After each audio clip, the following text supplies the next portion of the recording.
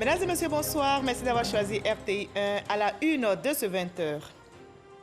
Le président Alassane Ouattara, aux côtés du peuple Agni du Guablin, le chef de l'État a pris part ce vendredi à Agni Bilekro aux obsèques du roi Nana Agnini Bilé II, décédé en janvier dernier. 13e roi du Guablin, il a régné pendant 36 ans sur le trône.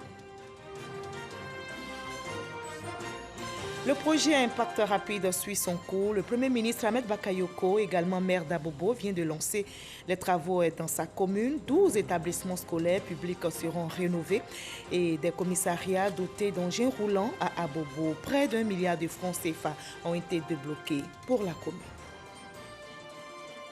La population de la Maraoué se prépare à accueillir le président de la République. Il effectuera une visite d'État dans la région du 23 au 26 septembre prochain.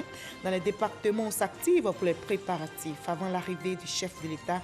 Quel est l'état des routes? Éléments de réponse dans ce 20h. En Guinée, la campagne électorale pour la présidentielle du 18 octobre prochain est lancée ce vendredi pour une durée de mois. 12 candidats, dont le président sortant Alpha Condé, sont en lice. Le chef de l'État guinéen invite chacun à prendre toutes les dispositions nécessaires pour le bon déroulement du scrutin. Soyez la bienvenue sur RTI1. Le président Alassane Ouattara est aux côtés du peuple Agni du Guablin. Le chef de l'État a pris part ce vendredi à Agni Bilekro aux obsèques du roi Nana Agnini Bilé II. Voyons l'arrivée du chef de l'État à Agni Bilekro ce vendredi. C'est avec notre reporter Mamadou Kwasi. Il est 10h01 quand l'hélicoptère transportant le président de la République, Alassane Ouattara, foule le sol du royaume du Guablin. Le chef de l'État est accueilli par les cadres de la région de l'Indéné Guablin, accompagné du corps préfectoral et de plusieurs membres du gouvernement. Le président de la République, Alassane Ouattara, vient prendre part aux obsèques du roi du Guablin, Sa Majesté Nana Agnini Bilé II. Une visite sobre pour marquer ses liens familiaux avec la cour royale du Guablin. Le cortège peut donc se diriger sur le lieu de la cérémonie. Et pour la circonstance, pas d'honneur militaire ni de bain de foule, mais les populations venues de tout le royaume se sont mobilisées pour lui réserver un accueil sur le lieu de la cérémonie.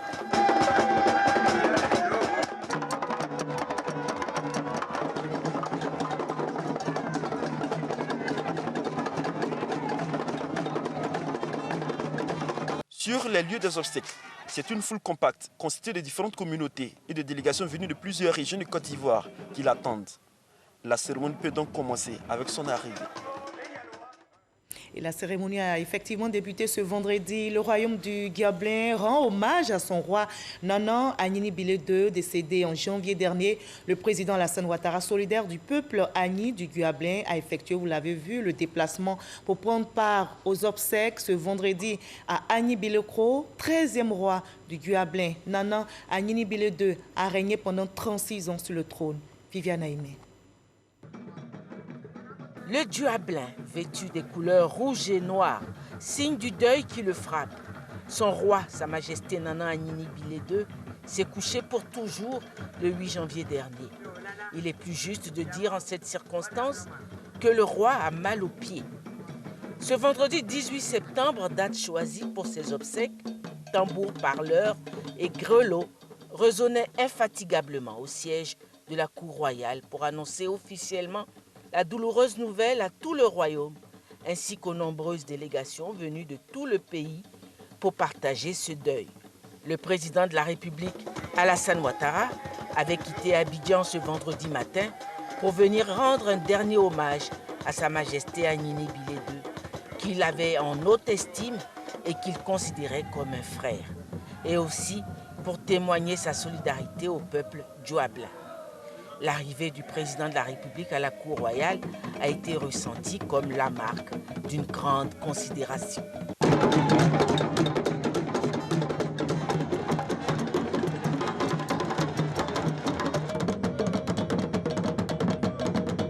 Dans les échanges de civilité, le porte-parole de la cour royale, au nom de l'ensemble des rois et chefs traditionnels de l'Indéné Guablin, a exprimé la reconnaissance des autorités coutumières de toute la région au président de la République, Alassane Ouattara.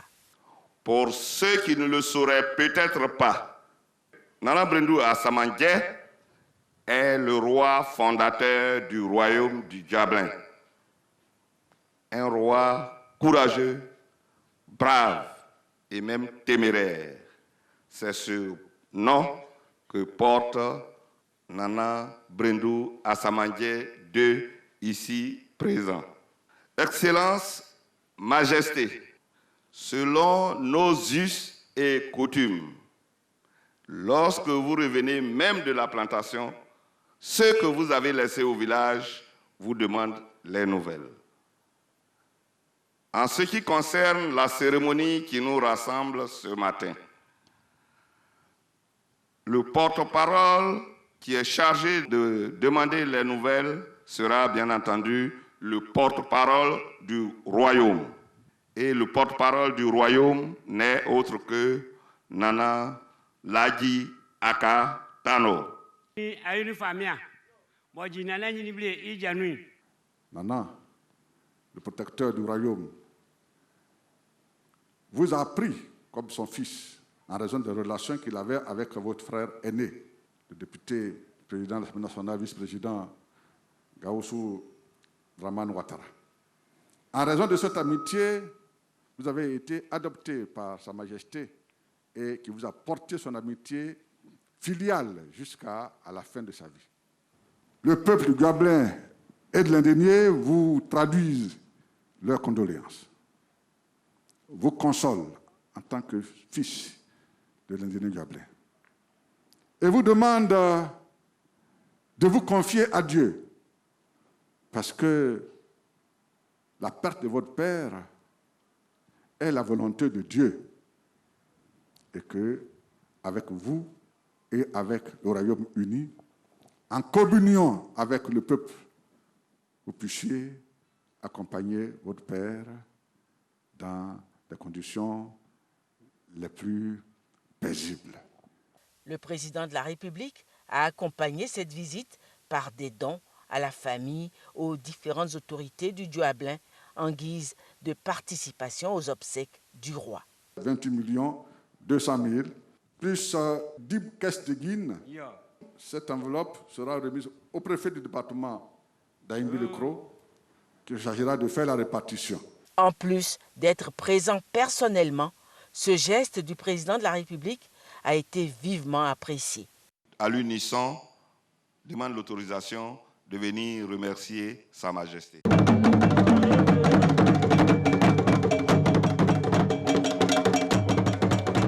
Le Dioablin, honoré dans le deuil qui le frappe, a redit son attachement au président de la République, Alassane Ouattara. Nana Agnini Bilé II a été intronisé en 1984. Le 13e roi du Dioablin était diplomate de formation. Il a régné pendant 36 ans sur le trône. Il laisse un bon témoignage après son décès. Nos reporters ont recueilli justement quelques réactions lors des obsèques tenues ce vendredi à Agnimbi-le-Cros. Nous les écoutons. Ces obsèques sont l'expression d'une reconnaissance de tout un peuple à son roi qui s'en va. C'est de notre devoir de le faire. Le président de la République, qui a eu le nom de Nana Brendou Assamandjé II, le fondateur même du royaume, je voudrais d'ailleurs profiter de votre micro pour lui présenter au nom de tout le royaume notre reconnaissance, notre gratitude pour cet honneur. Il faut noter quand même qu'il a eu 36 ans de règne et que ces 36 ans de règne doivent nous inspirer à cultiver la paix, l'amour, la concorde, l'entente et l'entraide entre nous. Faire en sorte que son œuvre soit perpétuée dans cette tradition du Dioablin.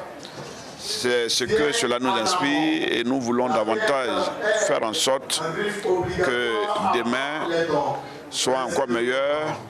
L'administration du roi nous peine. C'est un vide qui nous laisse. Ce sera difficile à combler. Le roi vient de nous laisser orphelins. Parce que ce monsieur, c'est un monsieur charismatique. C'est un monsieur composeur. C'est un monsieur de parole. Anciennement, le Dioablin appartenait au royaume Bran. Le roi du Dioablin peut se considérer comme étant le premier fils du royaume Bran. Venu du Ghana, le Dioablin a été aux côtés des Brans pour mener des batailles d'occupation, je dirais, pour que nous puissions être sur ce site. Le Djoablin et les Brans sont des frères et c'est pour cela que nous sommes là. Le message à passer, c'est avant tout l'importance d'être ancré dans la tradition. C'est cela qui fait le ciment de notre culture, de notre vie et nous pousse à aller de l'avant.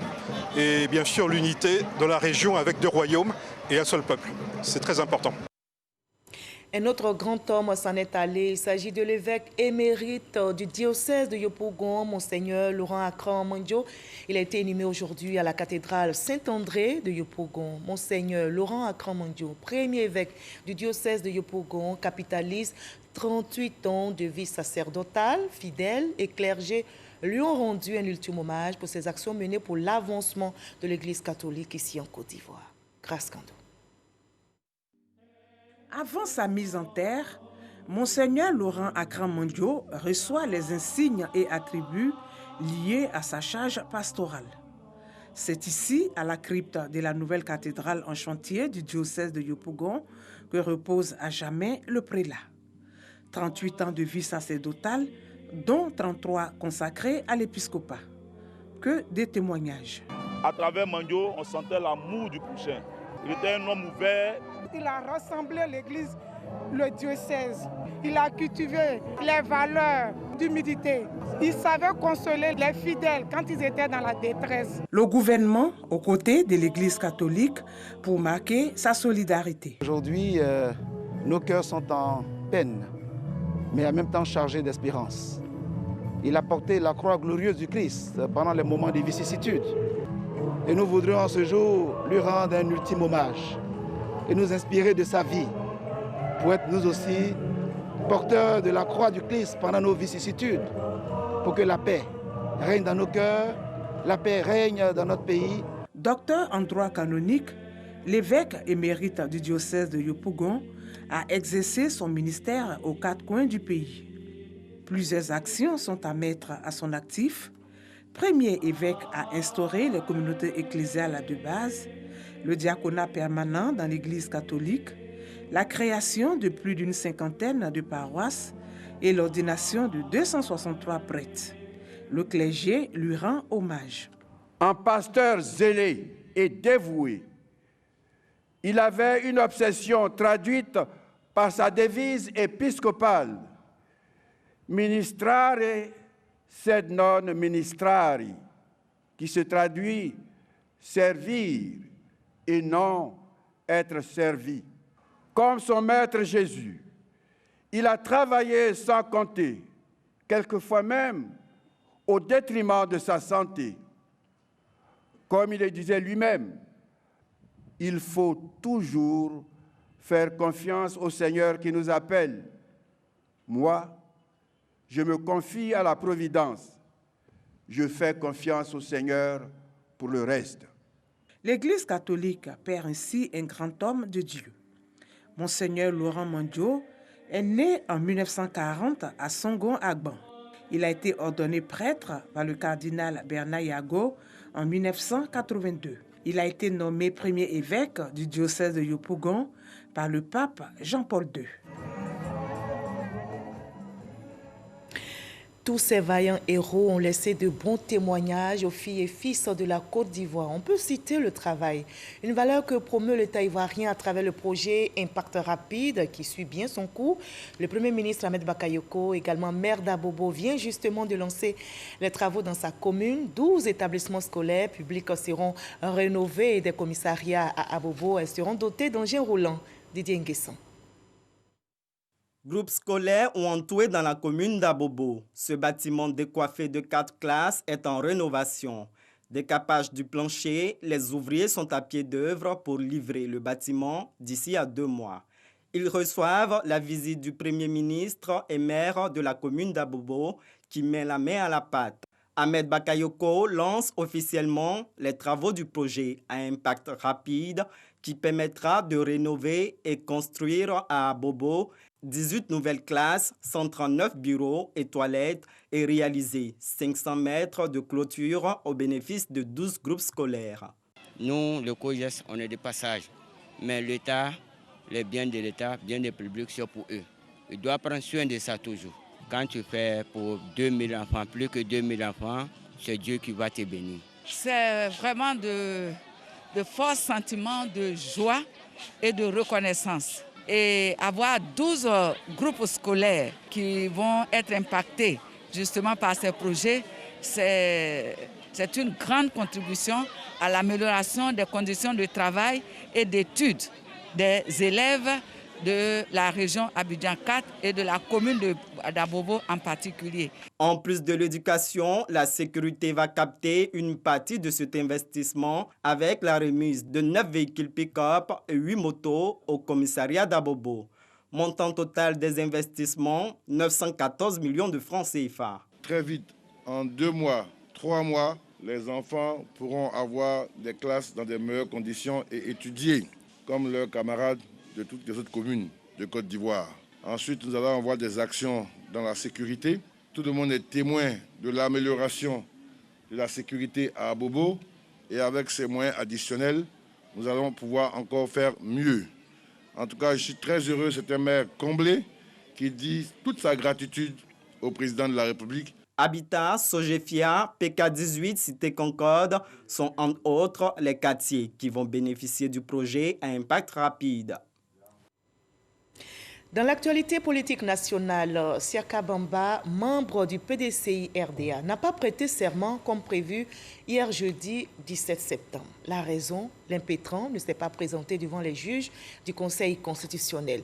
Et selon ces derniers, Siaka Bamba, dans une correspondance adressée au ministre de l'Administration du Territoire et de la Décentralisation, a exprimé sa volonté de prêter serment à la demande de son parti avant sa prise de fonction à la commission centrale de la CEI comme représentant du PDCI. On en sait plus avec Gabriel Zani.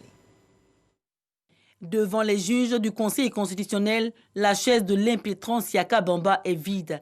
Siaka Bamba ne s'est pas présenté à sa prestation de serment comme convenu au Conseil constitutionnel. Pourtant, dans une correspondance datée du 16 septembre, adressée au ministre de l'Administration du Territoire et de la Décentralisation, Siaka Bamba lui exprimait sa volonté de prêter serment.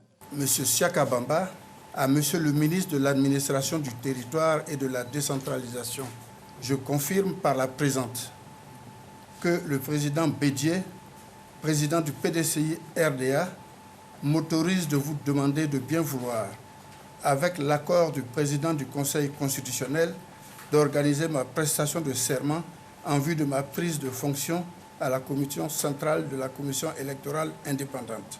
Aussitôt le courrier reçu, le ministre de l'Administration du Territoire et de la Décentralisation et le président du Conseil constitutionnel arrêtent la date du jeudi 17 septembre pour l'audience solennelle de prestation de serment. Mais jusqu'à l'heure arrêtée pour la cérémonie, point de Siaka Bamba. Les explications, elles, viendront bien plus tard. Le ministre me rappelle pour me dire qu'il vient d'avoir M. Siaka Bamba qui lui a dit que ce matin même, une réunion a été organisée au niveau de son parti, au cours de laquelle il a été convenu qu'il ne devait pas prêter serment. Le 1er août, Siaka Bamba a été désigné par Henri Konan Bédié, le président du PDCI, comme représentant du parti à la commission centrale de la CEI. Cette désignation avait sonné l'entrée du PDCI à la CEI, mais pour cela, il faut encore que Siaka Bamba prête serment devant le Conseil constitutionnel.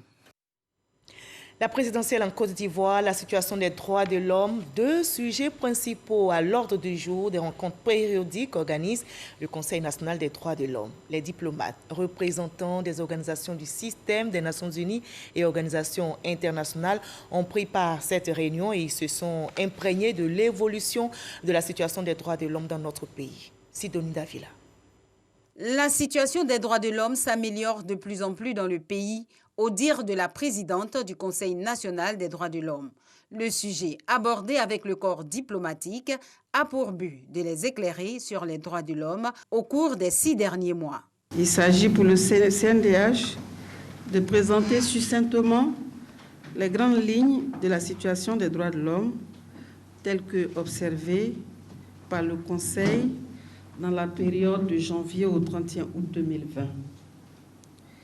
Cette présentation, très marquée par la crise sanitaire mondiale de la COVID-19, qui a négativement impacté les activités de toutes les organisations nationales et internationales en charge des questions des droits de l'homme. Avec l'élection présidentielle qui approche à grands pas, De nombreux défis liés au respect des droits de l'homme attendent le Conseil, qui veut pouvoir compter sur la contribution des diplomates. Les fondations politiques allemandes sont déjà en coopération avec le CNDH pour appuyer les activités de conseil. En même temps, la communauté internationale va aussi contribuer à l'observation des élections avec tous nos ressources afin de contribuer à un processus inclusif et transparent, équitable ici en Côte d'Ivoire. Nous saluons le travail de la Commission nationale des droits de l'homme sur ces thématiques-là. Nous l'encourageons à continuer et surtout à soutenir l'ensemble des droits et évaluer aussi le respect au sein de la société ivoirienne.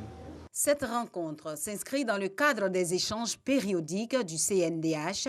Depuis 2016, le Conseil national des droits de l'homme initie ce genre de rencontres une fois par trimestre, soit 4 fois dans l'année, pour éclairer la lanterne des autorités et des populations sur l'évolution des droits de l'homme. La population de la Maraoué se prépare à accueillir le président de la République. Il y effectuera une visite d'État du 23 au 26 septembre prochain. Le département de Saint-Fra, de Zionoula et de Boisflé s'active donc pour les préparatifs. Mais avant l'événement, donc avant l'arrivée du chef de l'État, quel est l'état des routes? Quel visage présente la Maraoué? Élément de réponse dans ce dossier signé Kader Sokotogo. Axe Yamoussoukro-Saint-Fra, 78 km. Des travaux de réhabilitation sont en cours. Ce tronçon est resté pendant longtemps difficile à pratiquer. Les transporteurs qui empruntent au quotidien cette route relèvent les difficultés rencontrées. C'est pas facile à rouler. Et souhaite que le gouvernement arrange bien. Du 23 au 26 septembre 2020, le président de la République, Alassane Ouattara, sera en visite d'État dans la région de la Maraoué, dont Saint-Fra fait partie. L'un des aspects positifs d'une visite d'État reste les travaux de développement initiés. La route précède le développement, dit-on. Tout est donc mis en œuvre pour redonner à l'axe Yamoussoukro-Saint-Fra son charme d'antan. Dans la commune de Saint-Fra, où le chef de l'État va animer un meeting, au niveau du bitume, c'est la reprise totale pour de nombreuses voies. 7 km sont prévus. La population de Saint-Fra va bénéficier du bitumage des rues de la ville de Saint-Fra.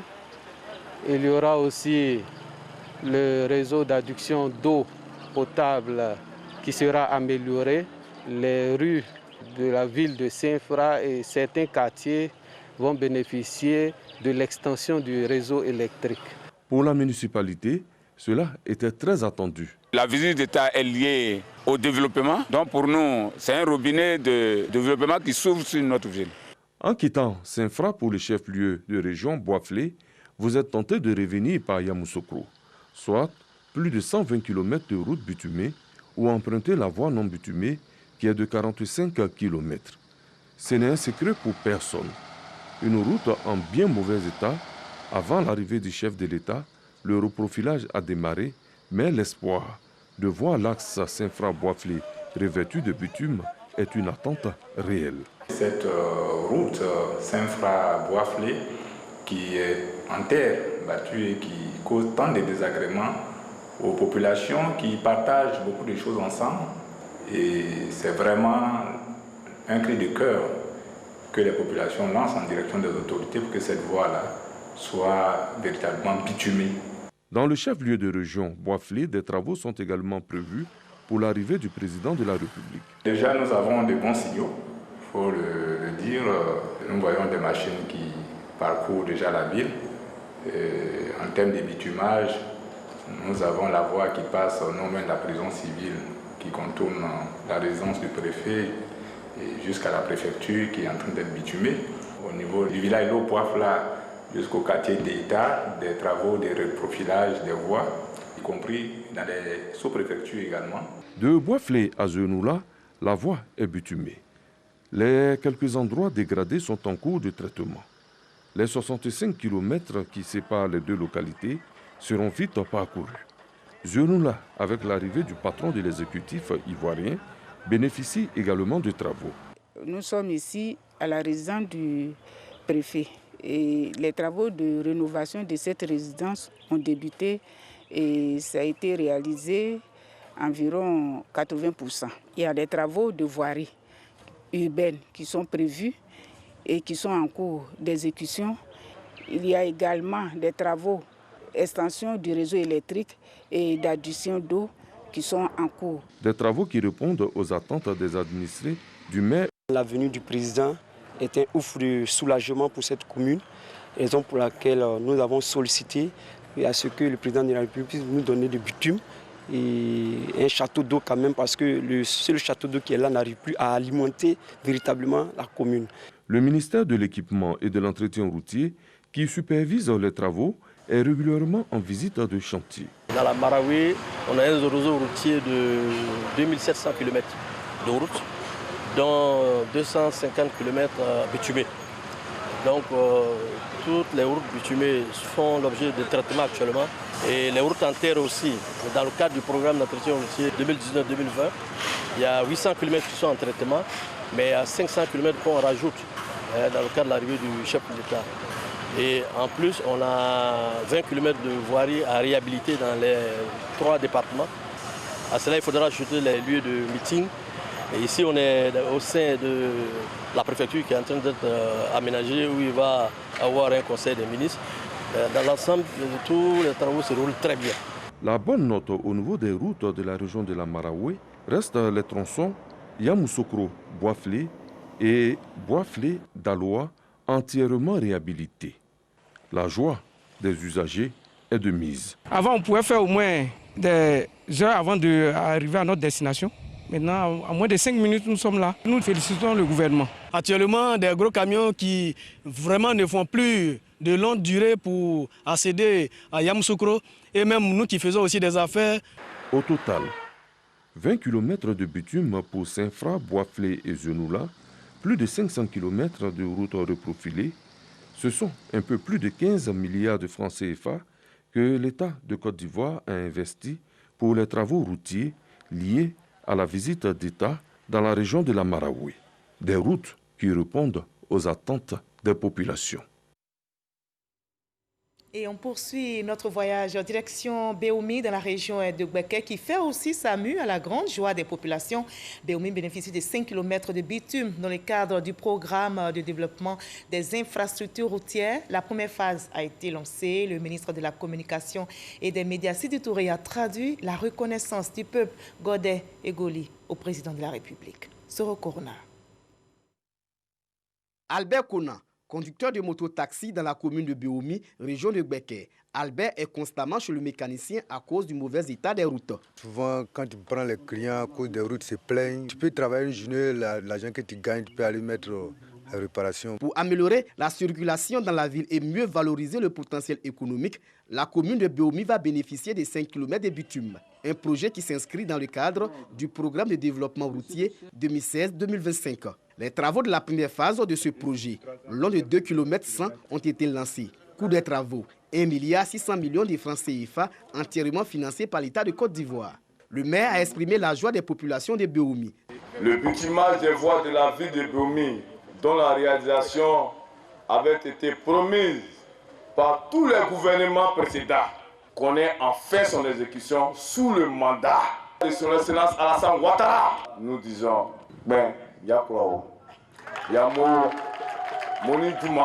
le représentant du ministre de l'Équipement et de l'Entretien routier est revenu sur l'importance de ce projet cher au président de la République Alassane Ouattara.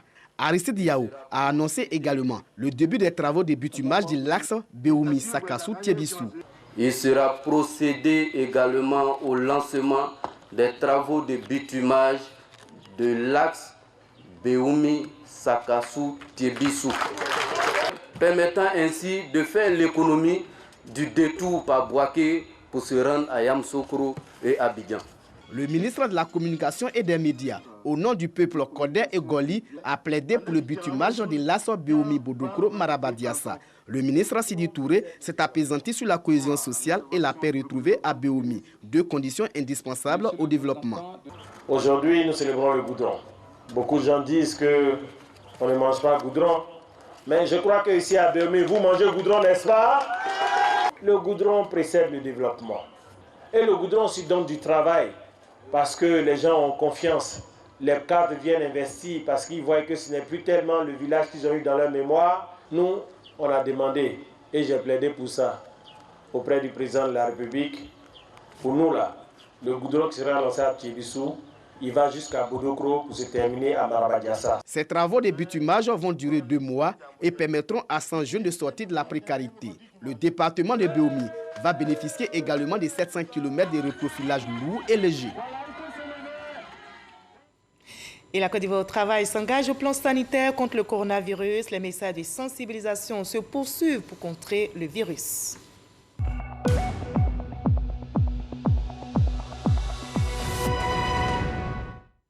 Et le coronavirus sévit et menace toujours notre santé. Ce vendredi 18 septembre, on dénombre 42 cas confirmés sur 1392 échantillons prélevés. Ce sont 2 nouvelles guérisons. La Côte d'Ivoire compte à ce jour 688 cas confirmés, cas actifs.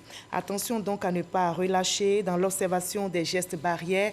Préservons notre santé et celle des autres en appliquant scrupuleusement ces gestes simples, mais ces gestes qui sauvent. Et le coronavirus sévit en Israël 5 mois après le début du déconfinement. Retour à la case départ pour le pays.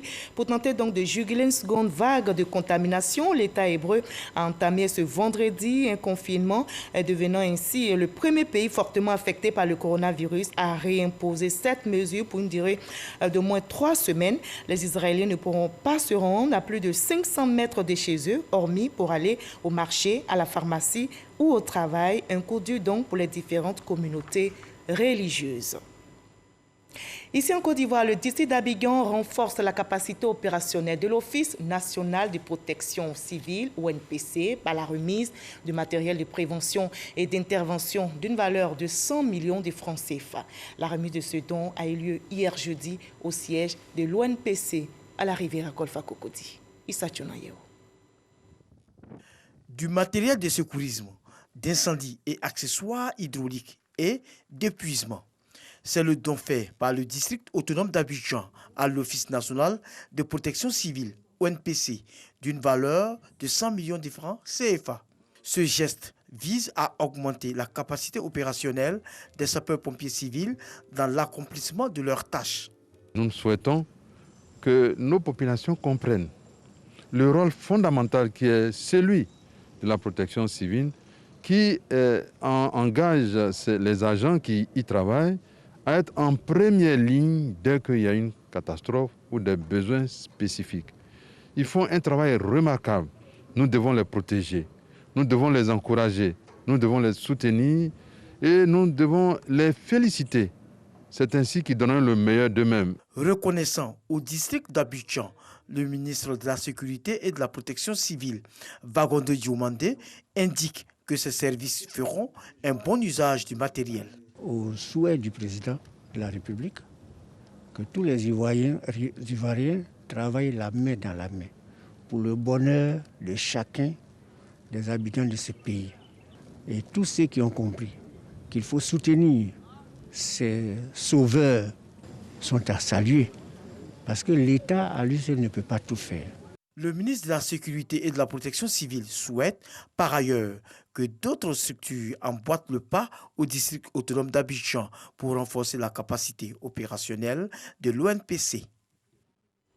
La lutte s'intensifie aussi pour venir à bout de l'orpaillage clandestin. Jean-Claude Kwasi, ministre des Mines et de la Géologie, vient de procéder à l'inauguration d'un chantier école des métiers des mines à Nebo. C'est dans la sous-préfecture de Divo. Et dans cette école seront formés des jeunes s'intéressant au métier des mines. Nous explique dans les détails Cheikh Koni. Titulaire d'un brevet de technicien supérieur en mine et géologie, Mélissa, âgée de 26 ans, vient d'intégrer ce chantier école d'exploitation de la petite mine dans la sous-préfecture de Nebo, à 12 km de Divo. Ce rêve, elle le caressait depuis sa tendre enfance. Arrivé ici, j'ai appris que les cours ne sont pas longs. C'est clairement expliqué tout. Je n'avais pas besoin d'un niveau élevé pour pouvoir comprendre le domaine des mines. On nous explique comment la prospection se fait, comment le léonage se fait, terre à terre. Contrairement à Mélissa, Hervé est informaticien de formation. Le phénomène de l'orpaillage clandestin prenant de l'ampleur dans sa région, il a manifesté le désir de se former aux bonnes pratiques. L'orpaillage clandestin, il est risqué. C'est pour tout ça que le gouvernement ivoirien initie ces séances de formation pour permettre aux jeunes scolarisés ou déscolarisés de pouvoir apprendre un métier. Pour sa première promotion, le chantier école d'exploitation de la petite mine de Nebo compte 30 apprenants qui bénéficieront de 4 mois de formation sur les techniques d'exploitation des mines semi-industrielles. Leur niveau d'études varie du CEP au BTS. Donc nous sommes chargés de donner les cours à nos jeunes frères, de sorte que ceux-ci puissent apprendre ce que la loi dit, ce qu'il faut faire, ce qu'il ne faut pas faire, et aussi comment faire pour pouvoir entrer dans la légalité. D'un coût global d'environ 130 millions de francs CFA sur une superficie d'1 hectare, ce chantier école est le 8e du genre, après ceux d'Agnibilekro, Boaflé et Bundiali. À son inauguration, le ministre des Mines s'est rendu en personne sur le site minier de Nebo afin de constater les commodités offertes par l'ouvrage. Nous avons souhaité avoir déjà des chantiers écoles au lieu d'avoir des écoles. Pourquoi? Parce que là, on est en opérationnel. On est sur le terrain et les gens peuvent apprendre directement tous les gestes qu'ils doivent accomplir pour être de bons professionnels. Les mines artisanales et les mines semi-industrielles, ça donne beaucoup d'opportunités d'emploi.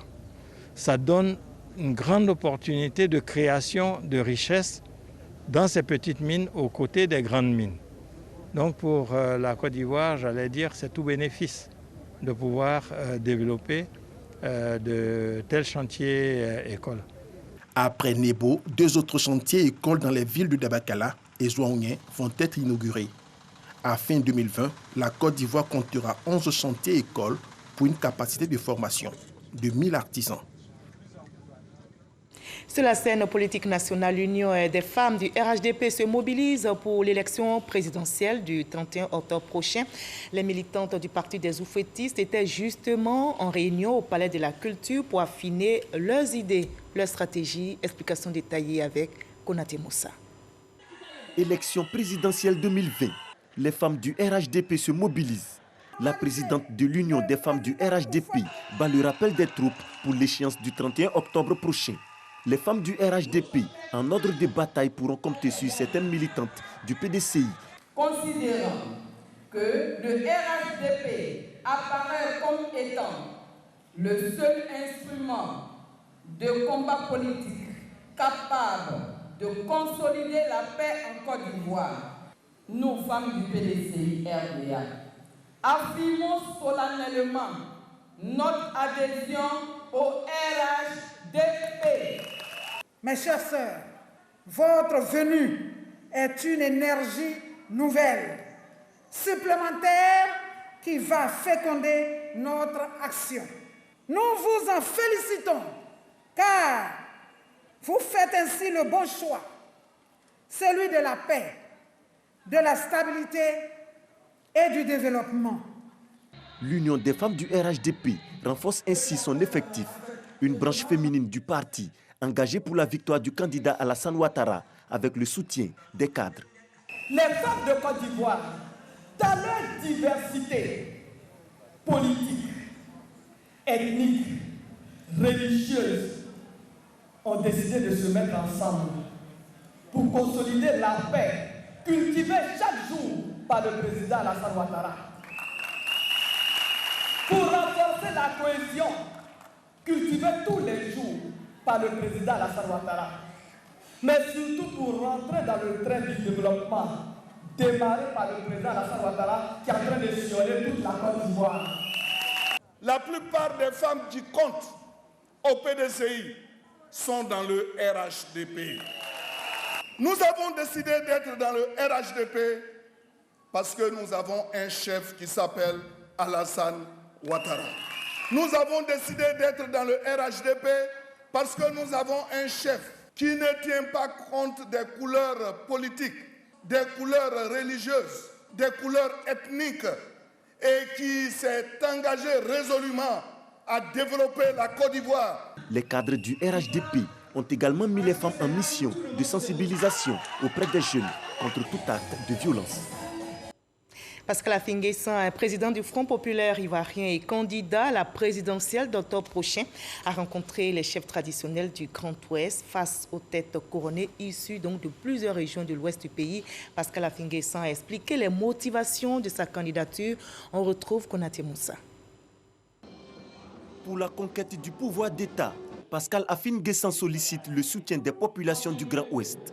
Le président du Front populaire ivoirien, candidat à l'élection présidentielle d'octobre 2020, explique sa vision politique à ces populations issues de plusieurs régions de l'ouest du pays.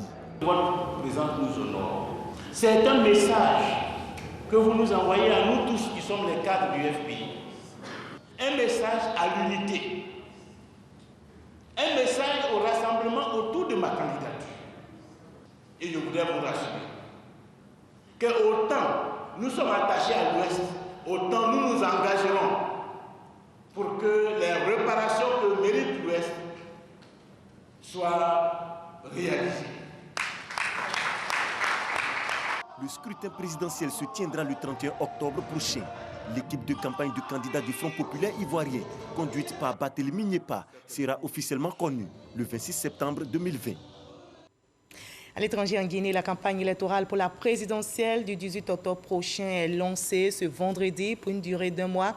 12 candidats, dont le président sortant Alpha Condé, sont en lice.